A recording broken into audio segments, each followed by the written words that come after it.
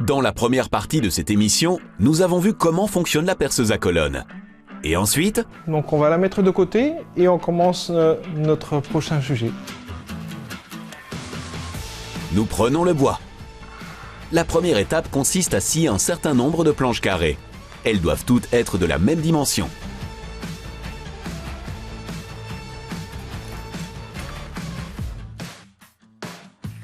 Vous pouvez vous faciliter la vie grâce à une ligne crayon sur votre scie.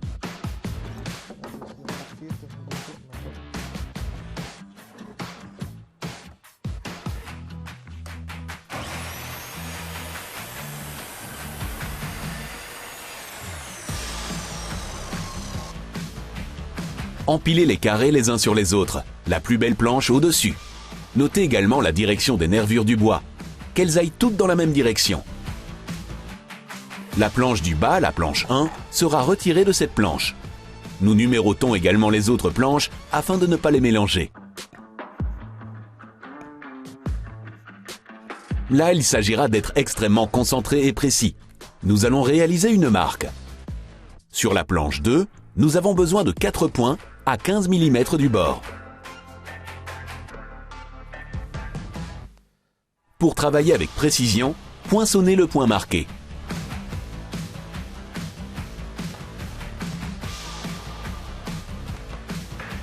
Pour chaque marque, inscrivez également le diamètre de perçage.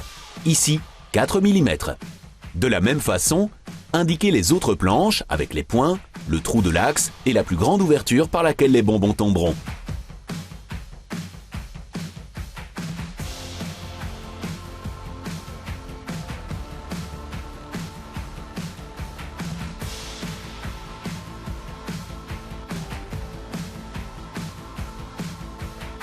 Sur une dernière planche, nous dessinons un cercle. Est-ce un compas? Un accessoire? L'important, c'est surtout que ça fonctionne. Un morceau de bois, 2 clous, et avec ça, on réalise un joli cercle.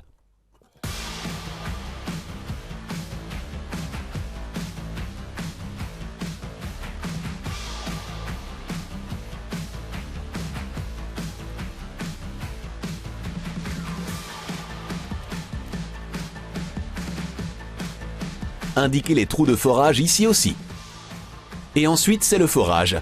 Nous avions préparé notre perceuse à colonne spécialement pour ça. On travaille en série. D'abord les trous de 4 mm, puis les trous de 10 mm, et enfin les plus grands avec le foret papillon.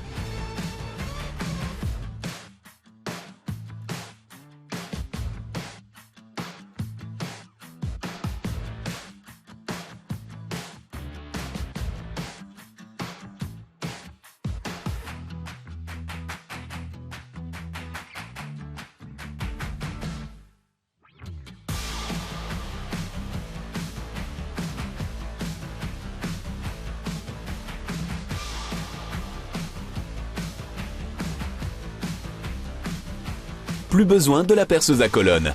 Et prévoyez déjà votre ponceuse à bande, nous en aurons bientôt besoin. Avant de poncer, nous avons d'abord scié la forme circulaire avec la scie sauteuse.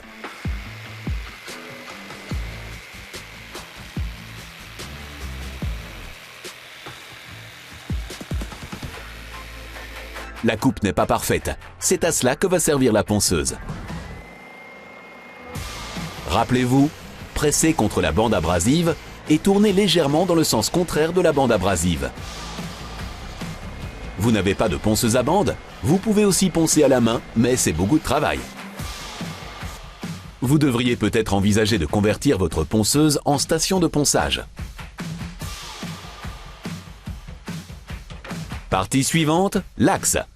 Pour cela, nous prévoyons un morceau de goujon. La longueur, un peu moins de 3 épaisseurs de planche.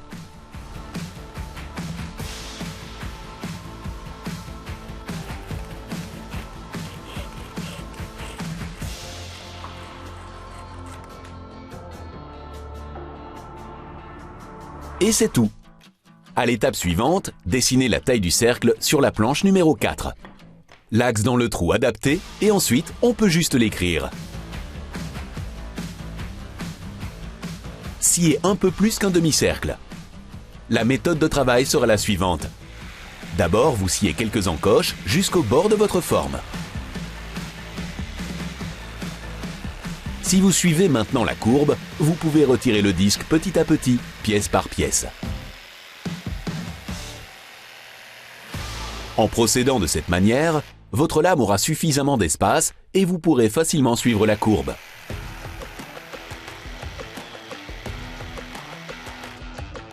Nous allons à nouveau poncer. Nous plaçons la forme creuse contre la courbe dans la bande de ponçage.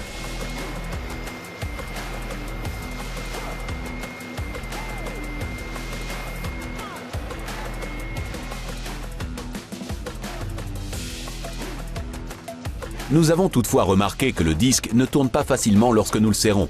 Par conséquent, nous ponçons également l'épaisseur du disque. Tracez toujours une ligne au crayon afin de vérifier quoi enlever. Avec une telle ponceuse à bande, vous risqueriez de poncer de trop.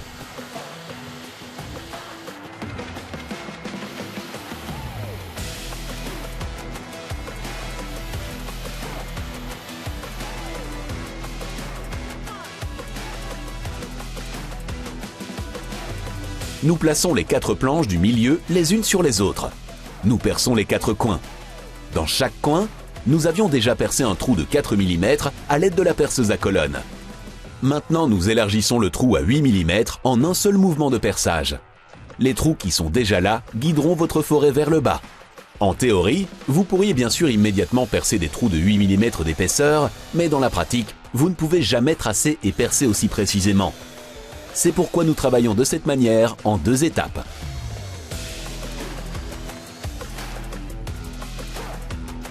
On noie la tête et notre vis sera juste assez longue.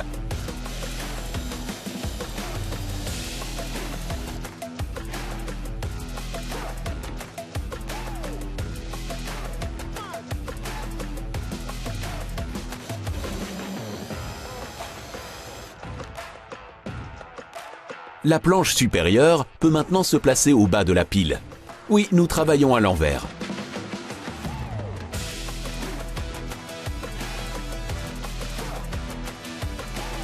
Et puis on fixe la planche avec les 4 vis.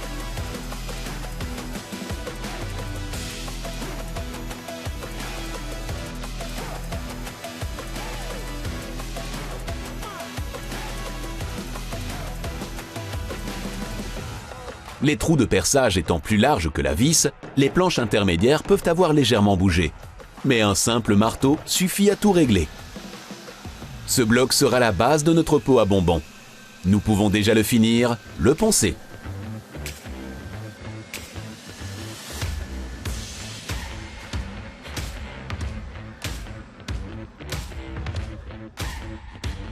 Il suffit de desserrer les vis et vous pouvez mettre le disque sur l'axe.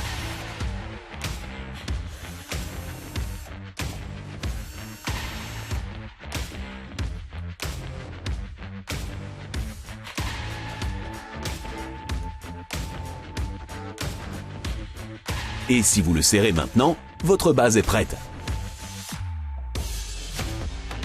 Un petit ponçage sur les bords le rendra plus agréable à manipuler.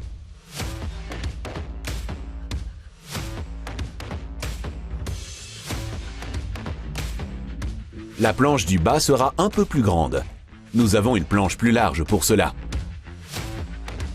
Et nous allons la scier sur mesure. Nous allons poncer le bord de manière irrégulière, ce qui correspond au bord naturel de l'avant.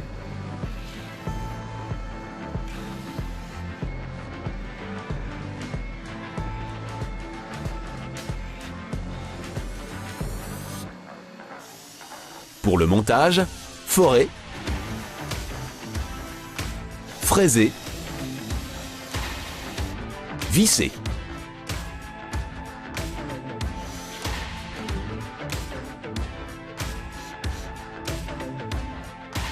Nous reprenons notre perceuse à colonne et le couvercle de notre bocal en verre.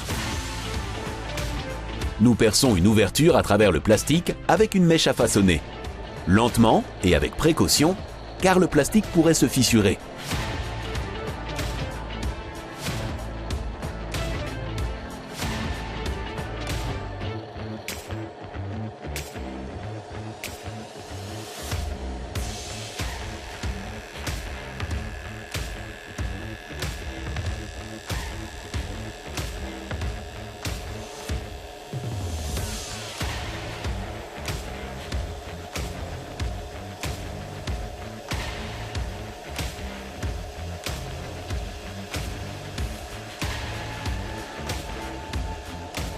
Mais vous le voyez, en allant vraiment lentement, et un autre avantage de la perceuse à colonne, c'est que vous pouvez descendre lentement, votre forage se déroulera parfaitement.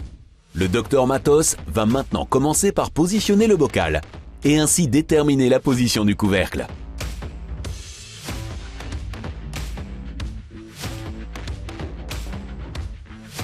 Poinçonnez un trou ou 3 et vissez le couvercle dessus.